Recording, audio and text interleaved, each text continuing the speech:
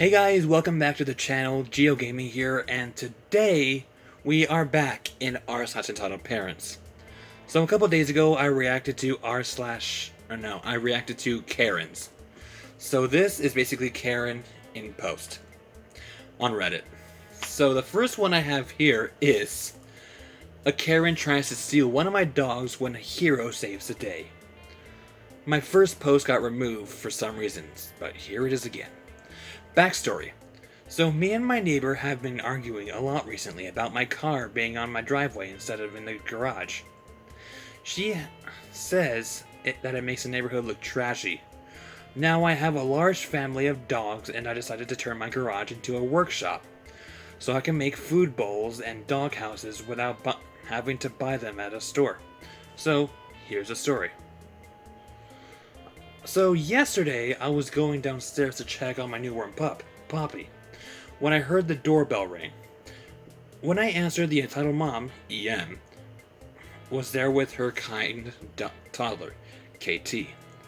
As soon as I opened the door, KT finally happily ran inside the moment he saw the puppies.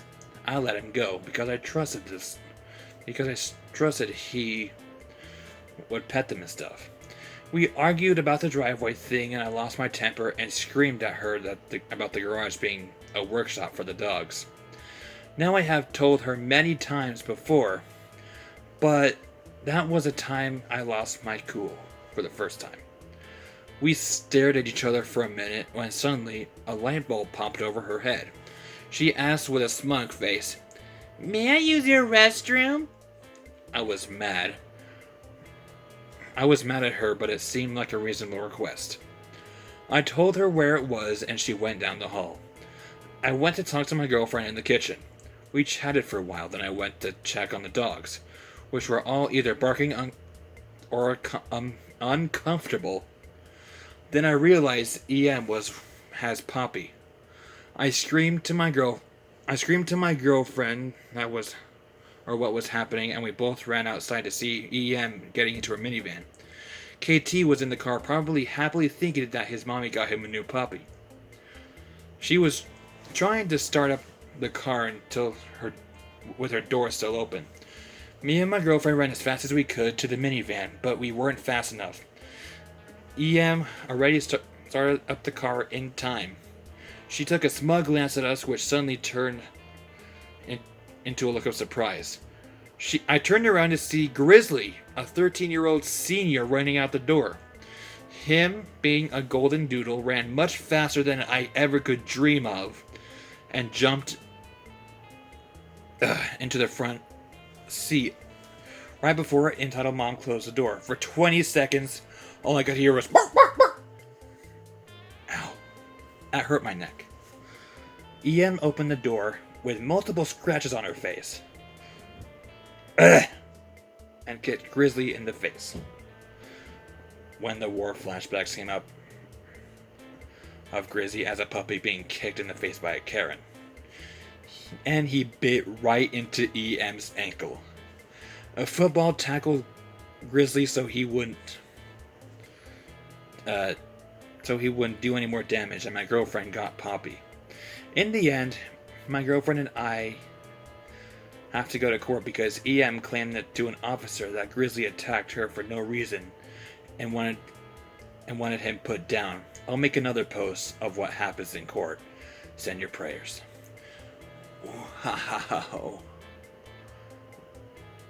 Wow. OP, that story is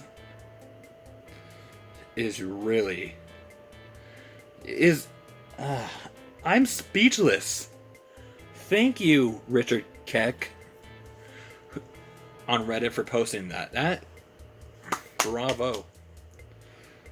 Wow. Ooh, Redditor read this in today's video. Mother made her 10-year-old daughter cut her hair and threw a tantrum when it wasn't good enough. I've got a pleasure of having a Karen as a mother, and you guys seem to like these stories, so here's another one. A little backstory before I begin. My mom hated me my whole life. favoring my little sister over me and mentally and physically abusing me most of my life, until I left to live with my dad. I spent a lot of my young life trying to win her affection by doing the same things my sister did, like going to pony club when I didn't really want to, until I eventually gave up and didn't care what she thought anymore. My mom was 5'8", broad-shouldered, and a bit overweight but strong from doing farm work for most of her life. Needless to say, I was scared of her back then. This happened when I was 10 years old in 2000. So you're 20 now. It's 2020, so you gotta be 20 by now. No, 2000. You gotta be 30 by now. My mom has a huge choosing beggar and hates spending money when she didn't have to. This included going to a hairdresser. My sister was 7 at the time, so I was her next option for this mistake, as she only made once. So she came into my room and asked if I could cut her hair for her. I didn't really want to practically begged her not to make me, but I was still in that stage of wanting her approval, so I reluctantly yet said yes. Excuse me, big mistake. So, not knowing what I was doing, I cut her hair, and big surprise, I did a horrible job. It was salvageable, but she went to the hairdresser to get it fixed, but she was too cheap and stubborn to do that. I was grounded for the next week, except for going to school, and was made to do all my sister's chores and a bit extra, such as shoveling horse crap in the paddocks into a bucket and carting them into a bin. Anyone who's ever smelled fresh horse poo will understand why this task is exceptionally bad. I've had to scoop up fresh dog poop, so I'm with you on that one, and any other inventive chores she could come up with. For the rest of the week, she stomped around the house and saying snarky comments like, "Why can't she be like her sister? At least she could. At least she would have done a better job than OP. I can't go out looking like this. If we starve, then I'll know whose fault it is. Bloody useless kids around here. Why don't I have enough money? Oh, I know why. Meaning it was my fault that she didn't have a job and relied on my dad's child support payments for income. Oh my god. It wasn't until I was 15 when I finally stood up to her and her bull crap, which involved a glass jar to her head. She didn't touch me again after that, and I moved in with my dad not long after. My life is much better now that I'm not in contact with her. I'm mentally stable with no long-lasting issues from her abuse. I'm more stable than my mother, and I refuse to let her break me. My sister and I are good friends now, and she hates our poor excuse of a mother, such as I do. Keep an eye out for more stories about my entitled mother, as there are many. Thanks for reading! Nice, nice, nice. Who is this? Who wrote this? Fred Z. Red. Another amazing story from you. Living with a COVID-idiot. This is going to be a long one, you guys. This video is going to be a long one. Disclaimer. I'm about ready to cry in anger over this, so I apologize for any mistakes in grammar and spelling. And I apologize for any mistakes in my reading, because I suck at reading. Like you guys saw in yesterday's, what was it? Yesterday's Lion Guard stream. Which I am wearing the same shirt, by the way. I haven't changed clothes. So I unfortunately am the offspring of the entitled one here. And it brings me to great shame to consider him family. He's the type of person who is set in his ways and he refuses to listen to reason. A stereotypical boomer. And because of that, my relationship with him is strained. So I had to wake him up for work since he'd broken his phone yesterday, 6 in a year. So I was his alarm. He asked me where his face mask was, which I told him and he began to complain about having to wear it at work. And how when he goes out he doesn't wear one. Now it's worth nothing that in my state it's mandatory to wear a mask into any establishment rather. I called him out on it being big mistake, and I knew it. And he began to bitch about his freedoms, which pissed me off. People are dying and being permanently affected by this, yet he refuses to act like it's a big deal. My dad is doing the same thing, except he's not doing that "I'm American" stuff, which is good for him and for all of us. He's getting used to it now, but he didn't at the beginning with the pandemic starting. Anyway, eventually things went south, and he brought up excuse me, how experts are always changing opinions, saying masks aren't 100% effective. Not wrong, but he pretends that it's not helpful. That 99% of people are like him, and he refuses to acknowledge his actions to risk the lives of others. Then he tries gaslighting me about how there was a news story about a newborn who died in an ambulance since the hospital was saving bed for COVID patients. Then asked me if I thought that was right, implying I wouldn't feel bad for any injustice like that. So I told him about a case where an 8-year-old caught the virus and died after her mom brought her to the park and traveled. And he just kept saying, "Deaths are going to happen." I tried to get through his frickin' thick skull. I tried to get through to this frickin' thick-skulled idiot, but the conversation went nowhere except for circles. I made sure to bring up how his childish mind was acting, and how he went into active duty/combat for his country, and yet still refused to mildly inconvenience himself to protect others. Innocent people. He made sure to say that only my generation thinks the way I do, like he usually does, saying that his generation thinks like him. And it's just frustrating. I'm so fed up being almost 40 years younger than him, and I'm still being the only adult in the household. He still has no consideration for others, and I can't wait to free from his hell. Whew. Oh. Orion_Levy2, thank you for your story. I used to not give credits before you guys, but now I'm giving credits to Reddit posters. Last one of the day. I think this one's long. That's what she said. By Kazumi the Introvert.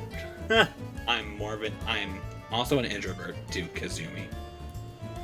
How my entitled parents lost their precious baby. So this story has quite a lot of background, but I'll try to make it as easy to understand as I can. The people in the story are me, a 22-year-old man, my full brother, Maka, my stepbrother, Nani, my half-brother, Akuma, my entitled mother, my POS father. And the backstory. My parents divorced when I was 3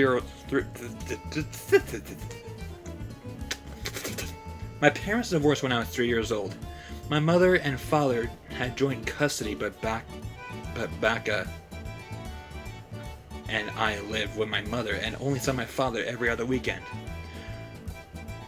My father started dating my soon-to-be stepmom when I was 5 and married her when I was 10.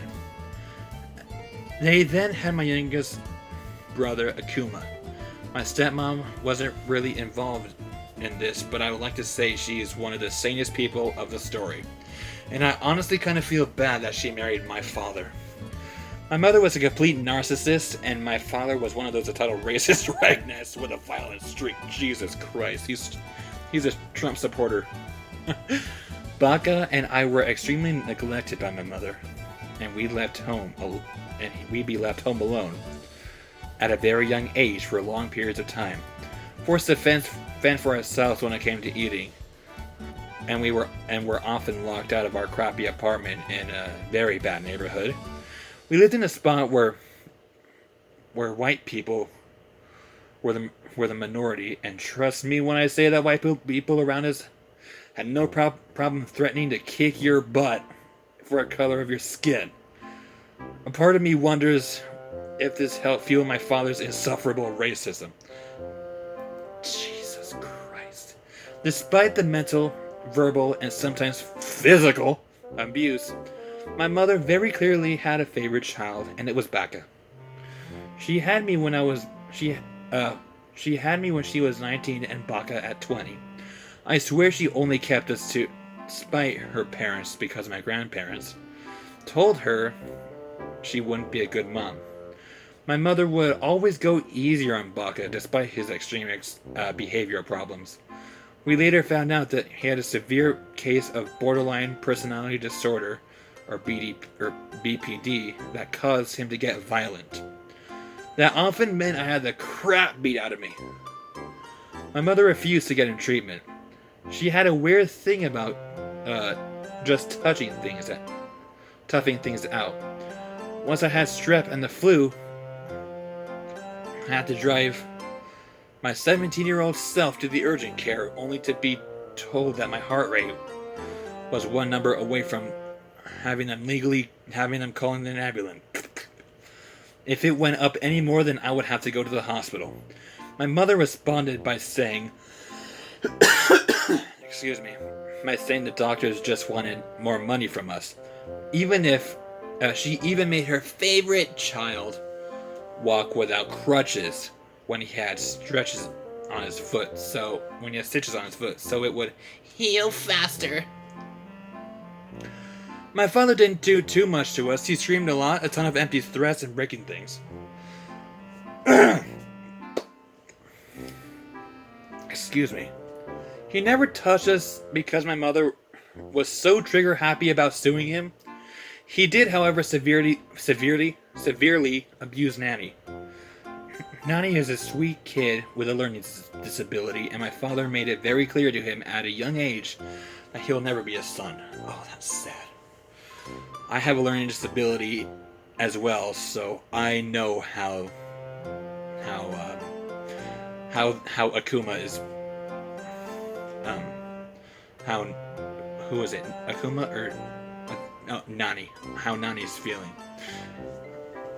When Akuma was born, he became a spoiled brat.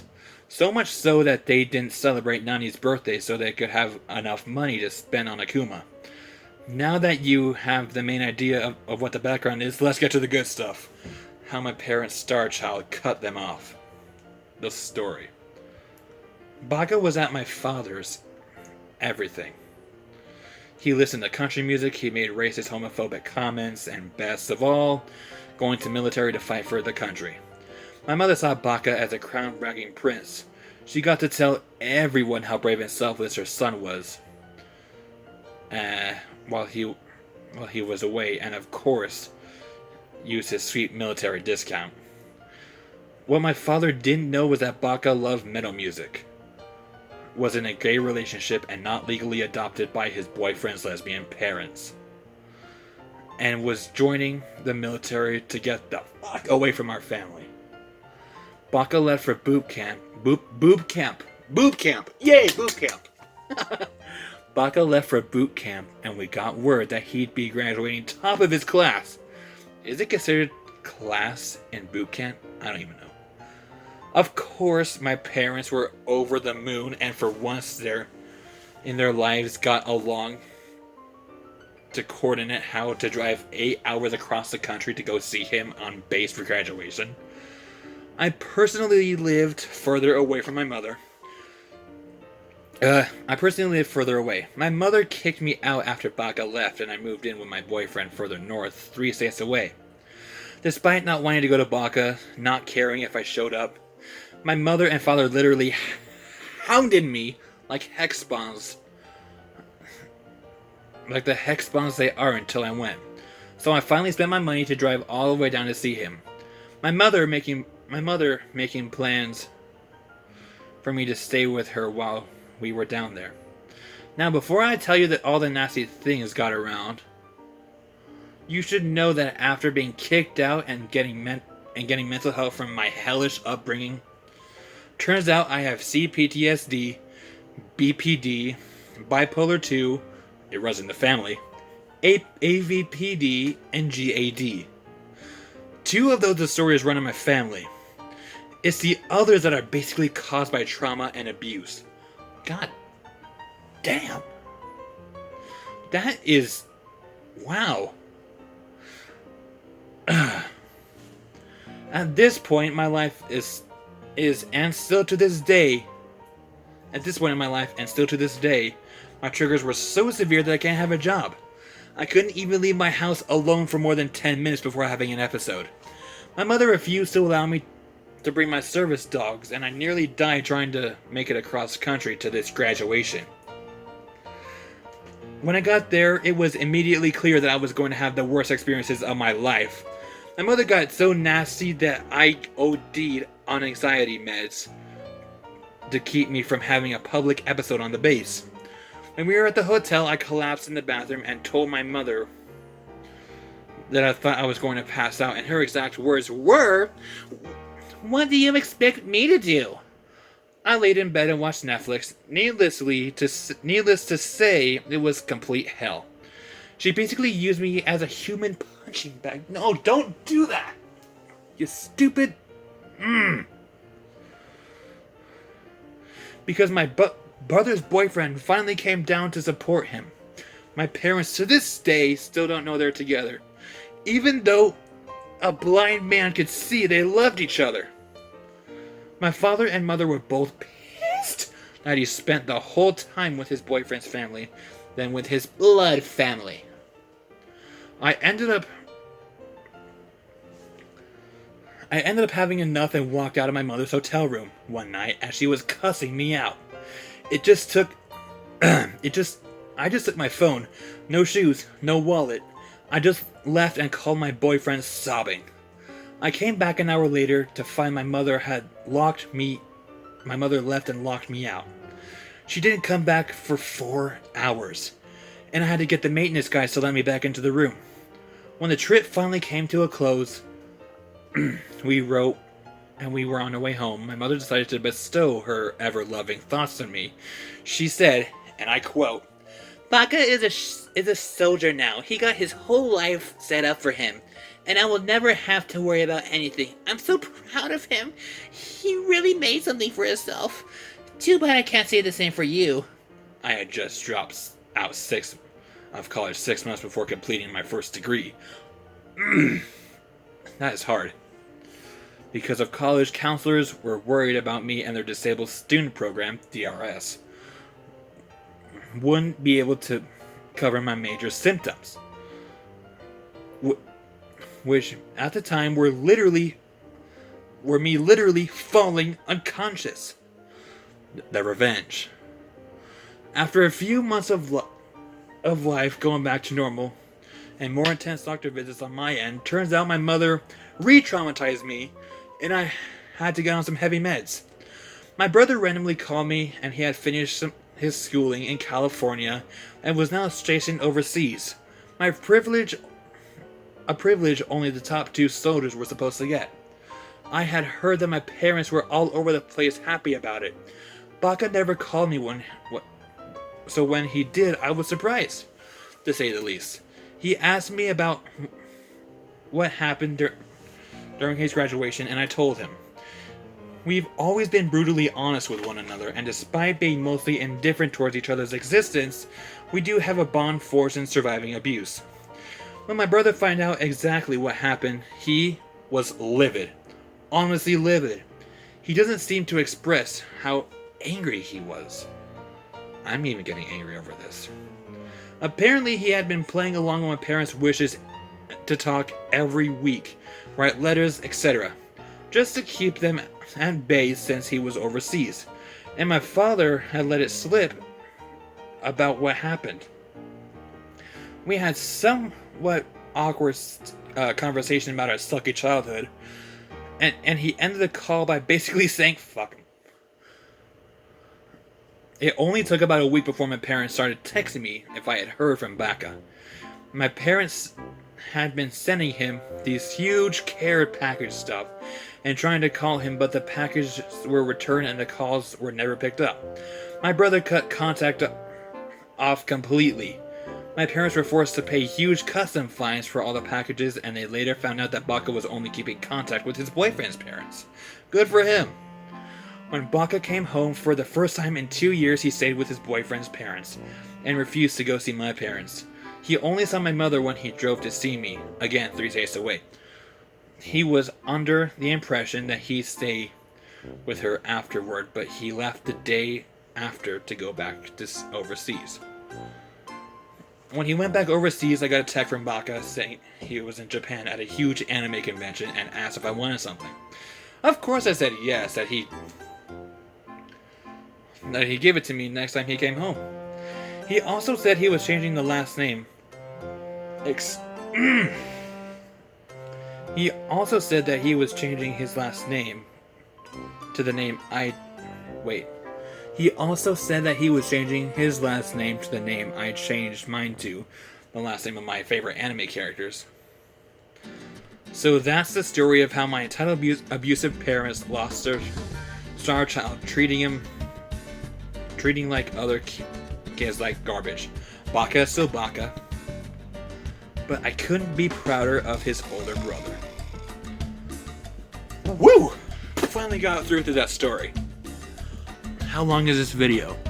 27 minutes? Oh my gosh.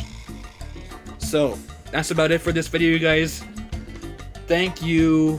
Who are you again? Thank you, Kazumi the introvert, for posting this onto r/EntitledParents. Your story was really good. I really appreciated it. But your story was really, really good.